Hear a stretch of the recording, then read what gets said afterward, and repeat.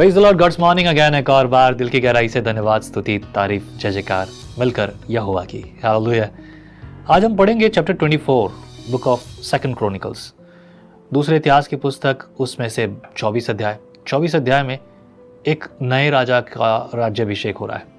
ये नया राजा सिर्फ 7 साल का है। अगर ये राजा सही रीति से अभी इसके पास सही लोग मिल गए और सही शिक्षा मिली तो ये क्या बच जाएगा, ये है सवाल। तो ठीक है, कोई बात नहीं, सवाल होने दीजिए, जवाब तो केवल पवित्र शास्त्र बाइबल के पास है। So let's read second chronicles chapter 24। और यहाँ पर यहूदा में योआश का राज्य। जब योआश राजा हुआ तब वह 7 वर्ष का था और यरूशलेम में 40 वर्ष तक राज्य करता रहा, 40 साल तक, यानी 47 की एज तक। ओके। उसकी माता का नाम सिब्या था जो बेरशेबा की थी।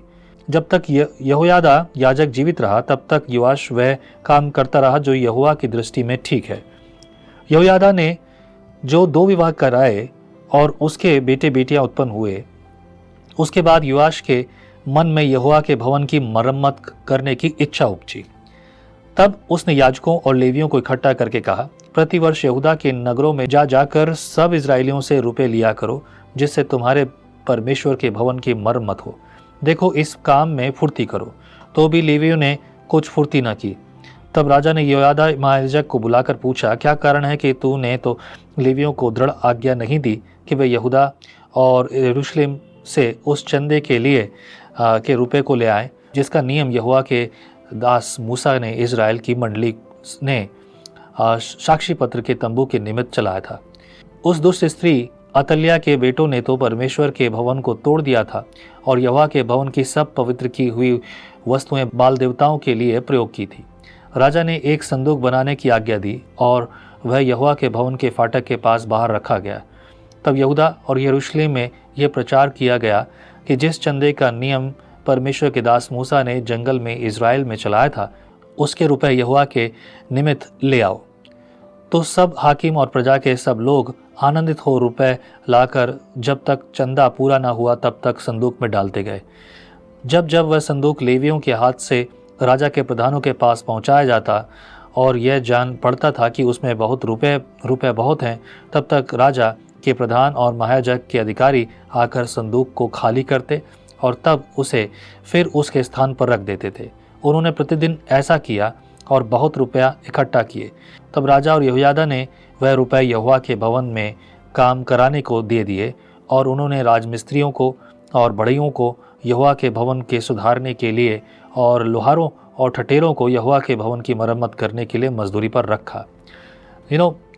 इस छोटे बालक ने जो अब राजा हुआ है, योआश को राजगद्दी मिलने के साथ साथ उसे एक अच्छी शिक्षा भी मिली। इसे कुछ इस रीति से देखिए, जब जानकार होते हैं, मतलब एक पद होता है, लेकिन एक राजा को शिक्षा दी जा रही है तो और उत्तम शिक्षा दी जाएगी और वचन की सही शिक्षा दी जाएगी और सही समय पर उसे शिक्षा दी गई तो सही रीति से उसने सीखा भी और उसने यहोवा को आदर भी दिया। वैसे बच्चे ऐसा हमेशा हों ऐसा ज़रूरी नहीं है, क्योंकि कुछ बच्चे शुरुआत से ही ना अलग ही कुर्द दिमाग के होते हैं। कुर्द क्या कहूँ, कुर्द ये शब्द मेरे से बोलना मुश्किल है। ओके, एंड वर्स 13 में लिखा है, कारीगर काम करते गए और काम पूरा होता गया और उन्होंने परमेश्वर का भवन जैसा का तैसा बनाकर दृढ़ किया। जब उन्होंने वह काम पूरा कर लिया तब वे शेष रुपए राजा और योयादा के पास ले गए और उन्होंने यहोवा के भवन के लिए पात्र बनवाए गए, अर्थात सेवा टहल करने और होम बलि चढ़ाने के पात्र और धूपदान आदि सोने चांदी के पात्र। देखो, यहाँ पर मंदिर के जो पुजारी थे, खासतौर से जो लेवी थे, उनको जो काम दिया गया, महायाजक को जो काम दिया गया, उन्होंने काम नहीं किया। हाँ, करेंगे राजा, तूने बात कही, ठीक है, हल्के में लिया उन्होंने, लेकिन उसने ये काम की आज्ञा ही नहीं दी। इस आज्ञा में शामिल भी होकर खुद भी काम कराया, तब जाके मंदिर ज्यों का त्यों बन गया। और जब बन गया होगा तो मुझे मालूम है वो लोगों के चेहरे कैसे होंगे, वाह, हाँ, मेरे परमेश्वर का मंदिर, वाह कितना सुंदर है। लोग ऐसे करते होंगे। I be happy to see that. मैं ऐसा एहसास कर सकता हूँ कैसा है, क्योंकि मैं भी जब कुछ काम करता हूँ, मेरे आसपास जो संपत्ति है, जो चीज़ें हैं जो यहोवा की सेवा के लिए काम आती है, जो भले ही मेरी नहीं है, जिसका मैं किराया देता हूँ, लेकिन छोटे छोटे काम जब यहाँ मैं करता हूँ तो मुझे बड़ी खुशी होती है, वाह ये मेरे प्रभु यहोवा की सेवा के लिए इस्तेमाल होने वाला भवन है। और मैं देखकर बहुत खुश होता हूँ। छोटी छोटी चीज़ जब हम लाते हैं ना यहाँ पर, उन चीज़ों के लिए मैं यही खुश होता हूँ। और मैं पता है क्या करता हूँ, उन चीज़ों में दूसरों को शामिल करता हूँ। कोई भी संपत्ति मैंने अगर ऑनलाइन ख़रीदी है, जैसे कि मशीनें हमारे पास, आए दिन हमें मशीनों की ज़रूरत पड़ती है, रिकॉर्डर्स, ये वो ऐसा वैसा कई चीज़ें। अभी एक रिकॉर्डर ख़रीदा, वो ख़राब निकला, उसे वापस किया गया। अभी और महंगा ख़रीदना पड़ेगा, क्योंकि मैं सोचता था सस्ते वाले से काम चला लेंगे, पर कुछ चीज़ें यहाँ काम कर सकती है, वहाँ नहीं कर सकती। जैसे कुछ चीज़ें वो जो सस्ती थी, वो यहाँ हमारे यहाँ काम नहीं कर सकती। ये टेक्निकल बातें टेक्निकल लोग समझ पाएंगे। पर जब ये चीज़ें आती हैं, तब मैं उनके लिए प्रार्थना नहीं करता। तो मेरे आसपास जितने जवान हैं, उनमें से मैं किसी को बोलूँगा कि आप इस चीज़ को उठाओ और इसके लिए प्रार्थना करो। वो दिल खोलकर उसके लिए प्रार्थना करता है। उसे एहसास होता है कि ये चीज़ मेरे परमेश्वर यहोवा की सेवा के लिए आई है, और वो उसको तहे दिल से आदर के साथ उसका इस्तेमाल करें। मेरे यहाँ के लेवी तो ये लोग हैं। ये मजाक नहीं है, मैं कुछ इसी रीति से देखता हूँ। नए नियम में लेवी याजक हम सबको परमेश्वर ने बना दिया है। आगे इस प्रकार से लिखा है, जब तक योयादा जीवित रहा तब तक यहोवा के भवन में होम बलि नित्य चढ़ाए जाते थे। परंतु योयादा बूढ़ा हो गया और दीर्घायु होकर मर गया। जब वह मरा तब 130 वर्ष का था। दाऊदपुर में राजाओं के बीच उसको मिट्टी दी गई, क्योंकि उसने इज़राइल में और परमेश्वर के और उसके भवन के विषय में भला किया था।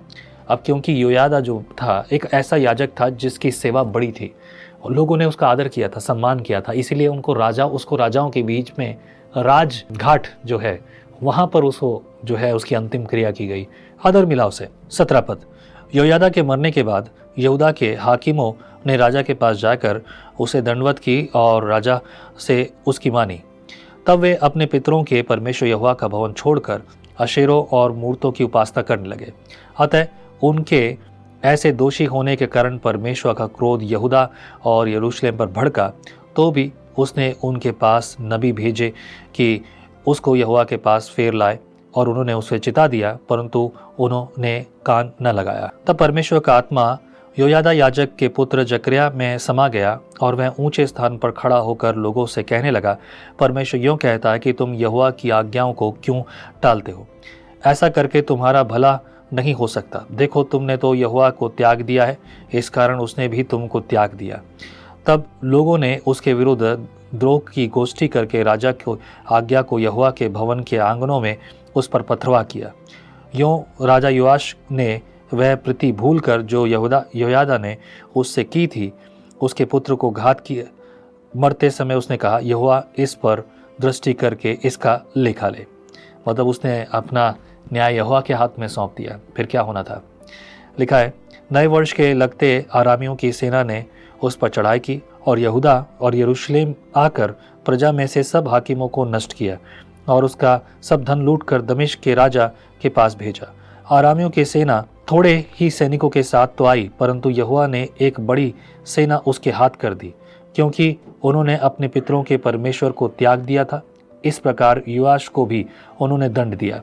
मतलब एक बात सोच के देखिए, इज़राइल सामर्थी था तब भी परमेश्वर उसके साथ था, और इज़राइल जब अधूरा था तब भी परमेश्वर उसके साथ था। चाहे इज़राइल हो, चाहे यहूदा हो, कोई भी रहा हो, परमेश्वर ने उसे संभाला। लेकिन अगर उन्होंने यहोवा के विरुद्ध जो है पाप किया, यहोवा को निराश किया, तो सिंपल बात थी, तो परमेश्वर ने भी उन्हें छोड़ दिया।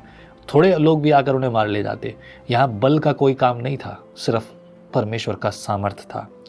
वर्स 25 में लिखा है, जब वे उसे बहुत ही घायल अवस्था में छोड़ गए, तब उसके कर्मचारियों ने योयादा याजक के पुत्र के खून के कारण उससे द्रोह की गोष्ठी करके उसके बिछाने पर ही ऐसा मारा कि वह मर गया, और उन्होंने उसको दाऊदपुर में मिट्टी दी, परंतु राजाओं के कब्रिस्तान में नहीं।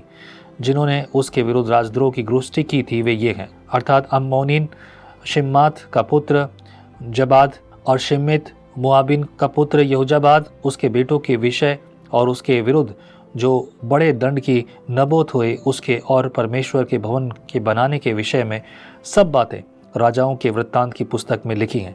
तब उसका पुत्र अमस्या उसके स्थान पर राजा हुआ। क्लियर? सुनो, मानो, तब तुम वो पाओगे जो परमेश्वर तुम्हें देना चाहता है। आप क्या चाहते हो? सुनो और मानो। प्रभु परमेश्वर, तेरा न्याय बड़ा है। हम नहीं चाहते कि प्रभु तेरा सोटा हम पर पड़े, शायद हम बर्दाश्त ना कर सकें।